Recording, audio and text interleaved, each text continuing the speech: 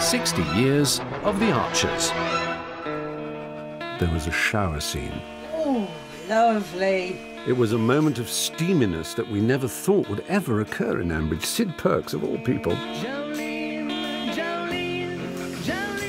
Oh, come on. Well, I don't think there's room in there for both of us. I was driving along and I actually had to pull into a lay-by. I was in Norfolk. I was so astonished.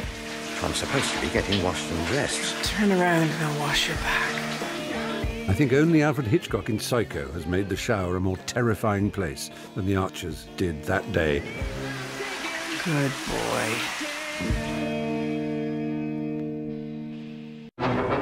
"60 years of the Archers." My name is Ian Rankin.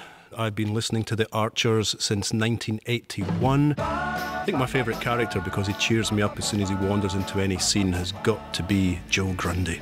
What would you say to getting your hands on some great Grundy merchandise? He's always got a scam on the go, he's always complaining, he's got this, he's got that, but he's got that wonderfully fruity voice. Look, here, how's that for a runner beanie? Look at the length on that. Yeah, very good, Dad. God bless him. He's three-dimensional. You can actually see him as he walks into any scene, and he steals every scene that he's in. 60 years of the Archers. I'm Julian Worricker, presenter of You and Yours, and I live in Ambridge most often on a Sunday morning. One of the storylines that I found absolutely gripping was the affair between Brian Aldridge and Siobhan. Brian Aldridge, I don't believe it. I remember how it began. What should we drink to? How about the spirit of adventure? Put a spell on you. And you kept thinking, at some point this is going to go disastrously wrong. I've been having an affair. Then Brian has to tell Jennifer the whole story, and then you think, well, what's going to happen now? Yes, Rory's my son. And sure enough, it went in any number of directions. 60 years of the Archers. I'm Martha Kearney, and after the cut and thrust of the world at one each day, come 2 o'clock, I live in Ambridge. One of my most striking memories of the 1980s was, of course, that wedding, marriage between 2 national treasures. I, Shula Mary. Take thee, Mark Charles For Timothy. me, that really came to light because I was invited to an Archers Roadshow in Battersea Park in London, and I got to stand in a receiving line as Mark and Shula drove up in a Range Rover, and we all shook their hands. So long as ye both shall live. I will. I was even given a slice of Mark and Shula's wedding cake, which I still have to this day. It's pretty rotting now, but I still have it. 60 years of the Archers. I'm Samantha Bond. I demand absolute silence on a Sunday morning, because on Sunday mornings I live in Ambridge.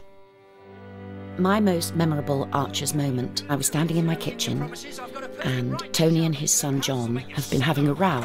Okay, you got what you wanted. In fury, John sets off on a tractor.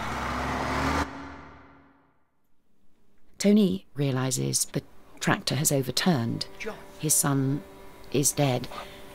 And I remember him saying, I'm just going to stay here and talk to you until somebody comes. Yes. And I stood in my kitchen, That's what I'll do. these huge tears streaming down my face as you listen to this extraordinary moment. What do I say? It's the spareness of the writing in the way that only brilliant radio drama can. That's the Archers. 60 years of the Archers. Hi, I'm Sue Johnston. Sunday mornings, the phone's off the hook, mobile's switched off because I live in Ambridge. Act 1, Scene 10 next, please. I love Linda Snell, and every year she does the panto, but it's so funny in the village how everyone tries not to have to do it. Back to the top, please.